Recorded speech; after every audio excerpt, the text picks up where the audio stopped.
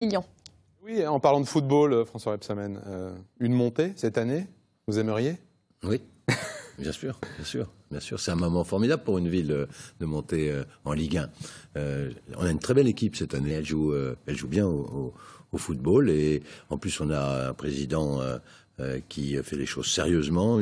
Bon, oui, j'y crois. On le disait, vous êtes revenu à la fin de l'été à la mairie de Dijon. Votre premier conseil municipal depuis votre retour, c'était ce lundi. L'opposition ne vous a pas ménagé, vous avez repris vos habitudes les uns et les autres.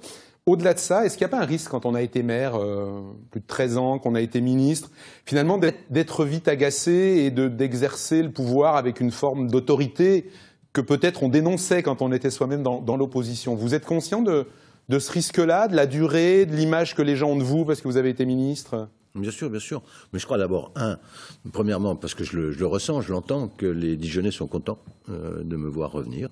Les messages de sympathie, d'amitié, du retour m'ont aidé. Je le dis et je les remercie. Tous ces messages, tous ces gens dans la rue qui me disent c'est bien que vous soyez revenus et tout, ça fait plaisir. Pardonnez-moi, vous dites m'ont aidé parce que c'était pas facile, parce que j'ai perdu un ami, parce que ce mois d'août a été émotionnellement très compliqué pour moi, parce que quitter ce ministère n'était pas facile non plus, parce que je voulais aller au bout de cette tâche, et donc c'est une forme d'aide, de soutien, oui, que j'ai reçu des Dijonnaises et des Dijonnais. Et puis non, parce que vous savez, il y a tellement de choses à faire encore. C'est ce que j'allais vous demander. Vous êtes maire depuis 2001. On sait que la ville de Dijon a été profondément transformée, mais qu'est-ce qui restera à faire? Il en reste. Est-ce qu'il ne faut pas donner les rênes à quelqu'un d'autre qui aura d'autres idées? Mais ça viendra. Ça viendra, le moment venu, ça viendra. Mais j'avais dit que je ferais 2 ou 3 mandats, je crois, quand j'ai été élu. 3 s'il y a encore des grands projets à porter. Et il y en a encore.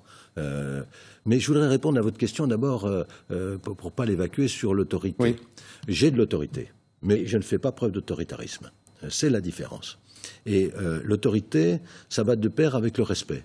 Je respecte l'opposition, mais je demande à être respecté. Et j'ai regretté les comportements que j'ai pu voir dans les retransmissions, si vous voulez on pourra en parler, dans les retransmissions du conseil municipal, dans la manière dont l'opposition se comportait avec Alain Milhaud. Et avec moi, on ne se comporte pas comme ça, je voudrais le dire clairement. Donc je respecte l'opposition, elle doit me respecter. Et le respect, ça passe par le respect des électeurs, par le temps de parole maîtrisé, etc. Et par des propos qui doivent être tenus en conformité avec la responsabilité que confère le fait d'être conseiller municipal. Donc voilà, j'ai dit les choses comme ça. Mais non, je ne confonds pas.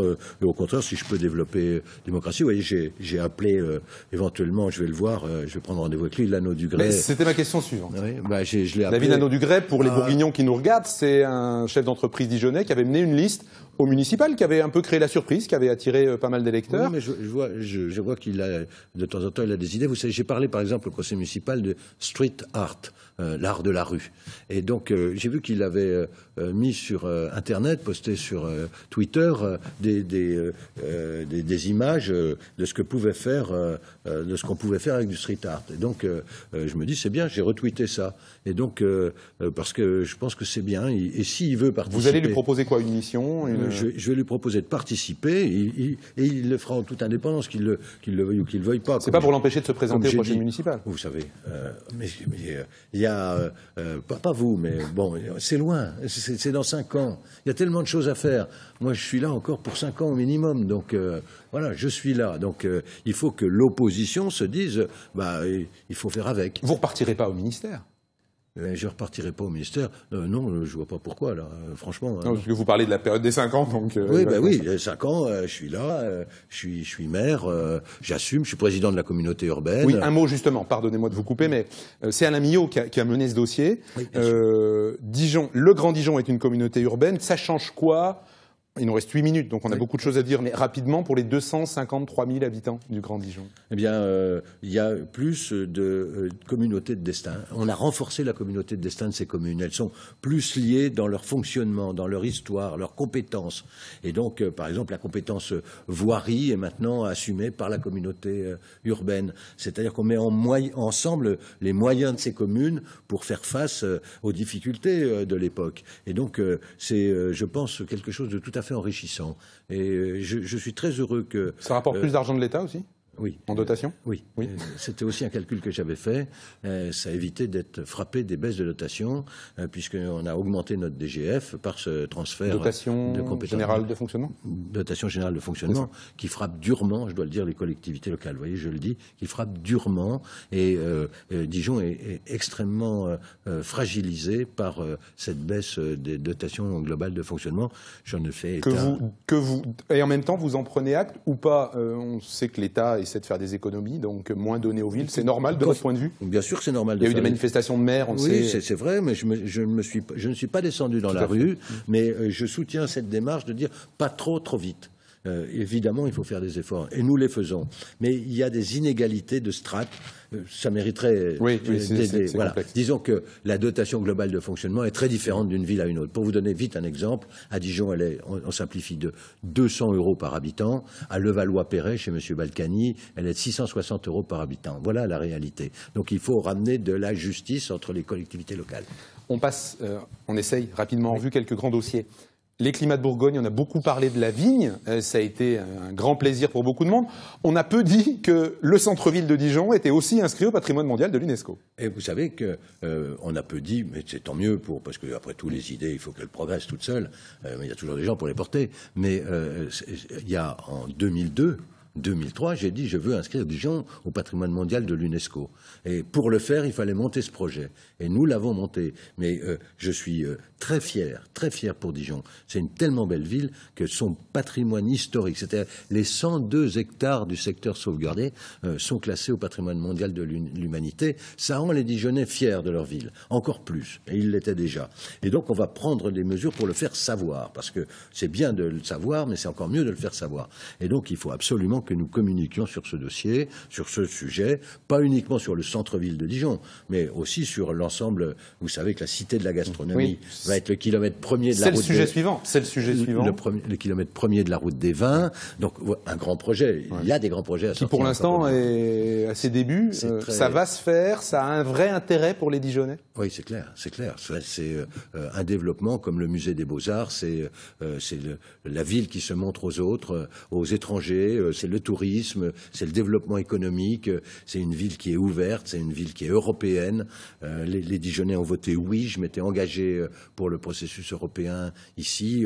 Donc on a une ville avec des habitants qui doivent rayonner. L'attractivité de Dijon est renforcée, de la communauté urbaine. Et puis ce chemin le long des vignes, des coteaux de Nuit-Saint-Georges et de Beaune, et la ville de Beaune, c'est vraiment magnifique. Et en même temps, Beaune a aussi lancé le projet d'une cité du vin.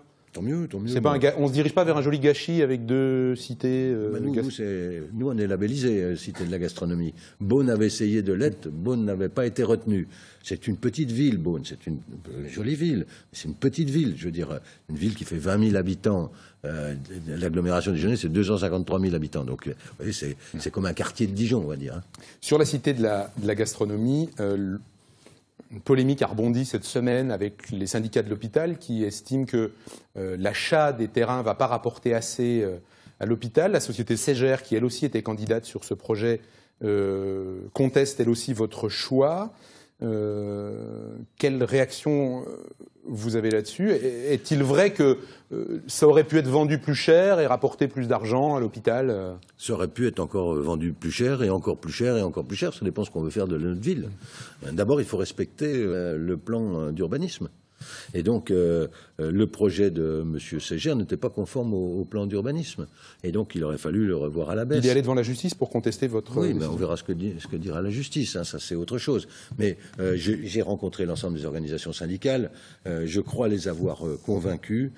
J'ai porté l'intérêt de l'hôpital général, du CHU pendant suffisamment longtemps. pour avoir obtenu des aides de tous les ministres qui se sont succédés, à porter l'image du CHU François Mitterrand.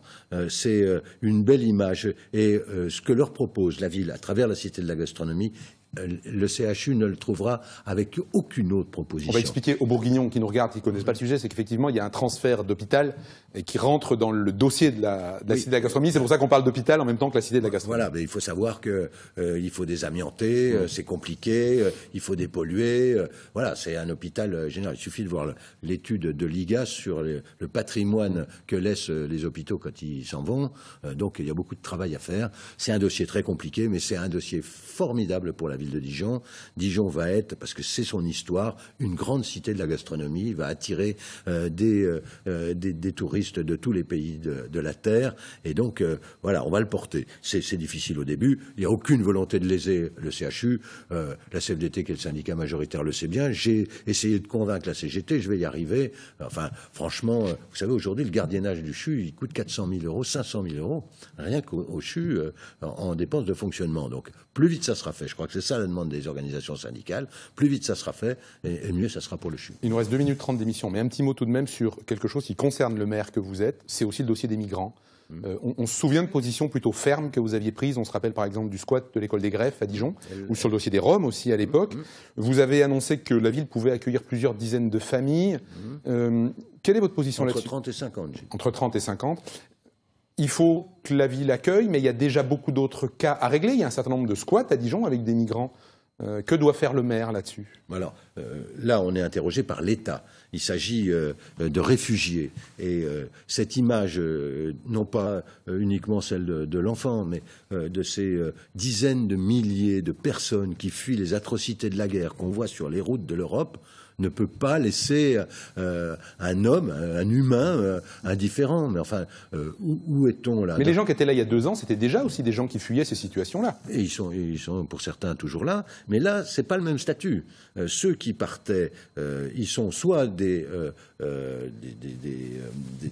gens qui viennent pour des raisons économiques, pour des raisons économiques. À ce moment-là, ils demandent le droit d'asile. On vérifie si la réalité leur permet d'avoir. S'ils ne répondent pas aux critères du droit d'asile, ils doivent être expulsés et retournés dans leur pays.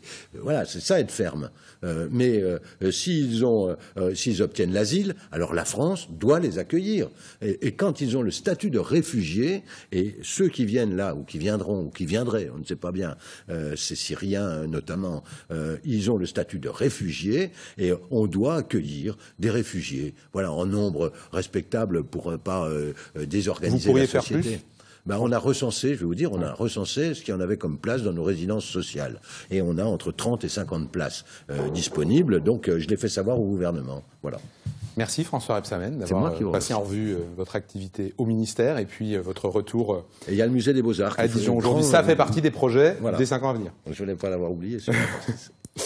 C'est donc la fin de cette Voix est libre. Merci donc François Rebsamen d'être venu nous voir. Samedi prochain, Voix est libre spéciale élection régionale. On en a peu parlé, mais ça va beaucoup nous occuper dans les semaines à venir. Élection en Bourgogne-Franche-Comté à partir de 11h avec un débat avec les principales têtes de liste. Ne le manquez pas surtout. Bon week-end, au revoir et merci.